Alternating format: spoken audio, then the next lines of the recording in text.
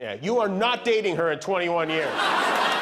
Jimmy Kimmel didn't just roast Donald Trump, he made it personal. In the middle of announcing the birth of his granddaughter, Kimmel took a direct shot at the former president. And while the crowd laughed, there's a reason that joke hit different. Because 3 decades ago, Trump was caught on camera making a comment about a little girl that still haunts him today. But that's just the start. Tennis icon Martina Navratilova unloaded on Trump with one of the harshest public takedowns yet. And then, Trump himself lobbed a bombshell accusation, claiming James Comey, Merrick Garland, and Joe Biden worked together to put his name in Jeffrey Epstein's secret files. Comedy, condemnation, conspiracy, and an explosive accusation from a former Miss Arizona that Trump walked into the dressing room while contestants were naked. This one's got it all.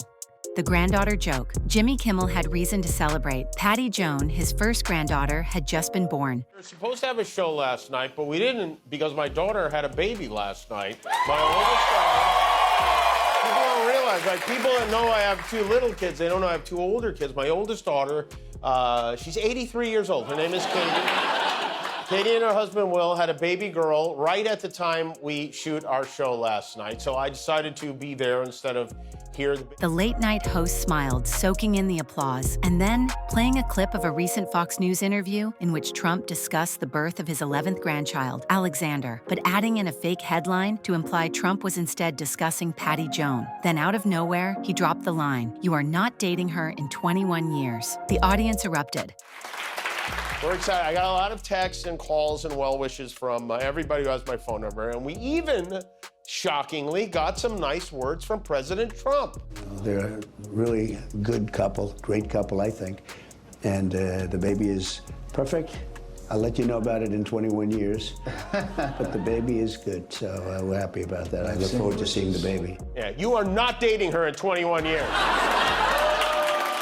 The laugh was instant, but the punchline wasn't random. Kimmel wasn't just pulling a joke out of thin air, he was reaching back into Trump's past, a past that resurfaced, a past that includes a moment so unsettling, it still circulates online every time Trump's treatment of women is questioned, especially when Epstein Files is ongoing. The escalator video, 1992, Trump Tower. A 46-year-old Donald Trump is shadowed by a camera crew from Entertainment Tonight. He spots a little girl, just 10 years old, riding the escalator. Without hesitation, Trump leans toward the camera and says, "I am going to be dating her in 10 years. Can you believe it?" Thursday night. You're going up the escalator? I'm going to be dating her in 10 years. Can you believe it? You can hear him say, "I'm going to be dating her in 10 years. Can you believe it?" Major, I wonder how concerned the Trump campaign is about videos like that one continuing to surface. Back then, it barely made a ripple, but when it resurfaced during Trump's political rise, it was added to a growing file of unsettling remarks, comments about his own daughter, backstage access at beauty pageants, and crude boasts caught on the Access Hollywood tape. So when Kimmel told Trump to stay away from his granddaughter, it wasn't just comedy, it was a callback, a warning wrapped in a laugh.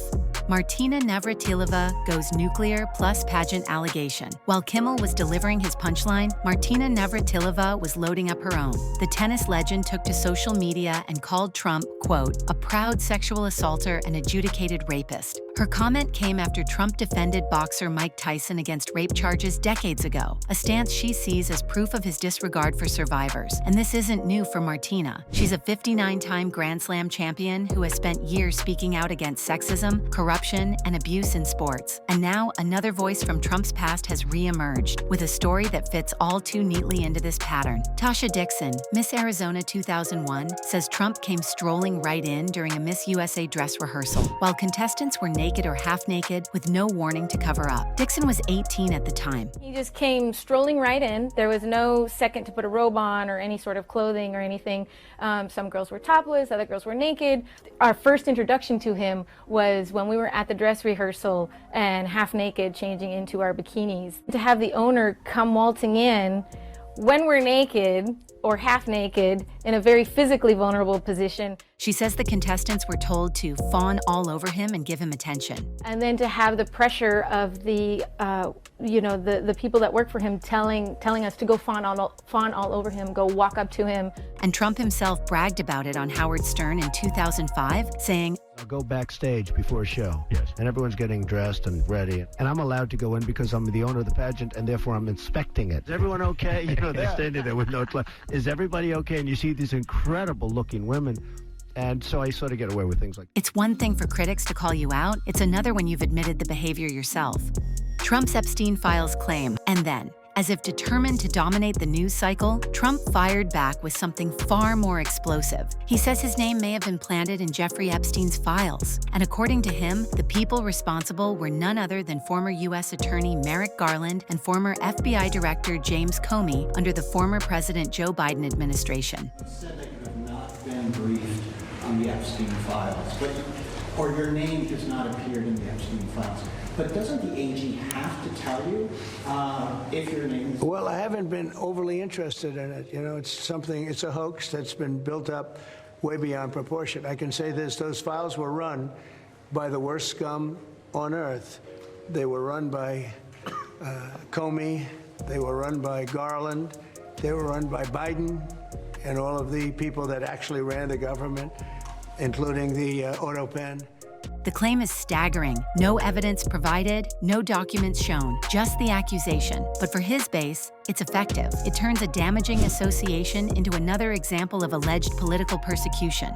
Tying it all together. On their own, these moments are just blips. A late-night laugh, a decades-old video, a tennis star's tweet, a beauty queen's recollection, and a political accusation. But together, they form a narrative. Trump's personal image is being attacked from every possible angle. Comedy, celebrity activism, past allegations, and his own words. Old accusations resurface like bad memories. Time to remind the public that the controversies never really went away. And when Trump himself responds, sometimes bluntly, sometimes with sarcasm, his own words often get folded into the cycle, fueling it further. One moment is forgettable, this many moments start to feel coordinated. And when those moments come from different corners, entertainment, sports, beauty, politics, they merge into something more dangerous for any public figure, a perception that the tide is turning. In the court of public opinion, perception can be everything.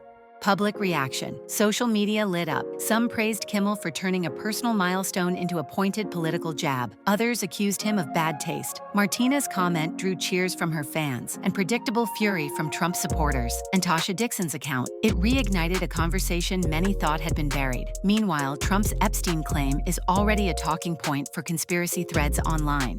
So, was Jimmy Kimmel just making a joke? Was Martina Navratilova simply speaking her mind? Is Tasha Dixon's account yet another warning sign about Trump's past? And is his Epstein claim the truth or political theater? Whatever you believe, these stories are colliding and the fallout is only beginning.